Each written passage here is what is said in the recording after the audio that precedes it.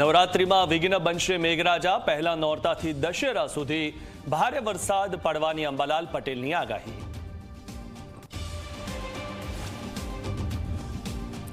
ખેડા જિલ્લામાં સાબરમતી નદીના પાણીએ સર્જી તારાજી। રસિકપુરા અને પથાપુરામાં પૂરના પાણી ઘૂસી જતા 170થી વધુ લોકોનું સ્થળાંતર કરાયું।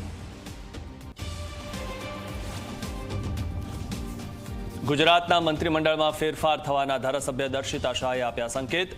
દર્શિતા શાહે કહ્યું, મીટિંગમાં ચર્ચા થઈ છે, સત્તાવાર રીતે CR પાટીલ જાહેરાત કરશે।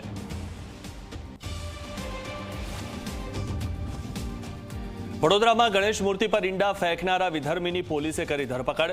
હિન્દુ તહેવારમાં વિઘ્ન ઊભું કરનારા 2 વિધર્મીની પોલીસ શાન ઠેકાણે લાવશે।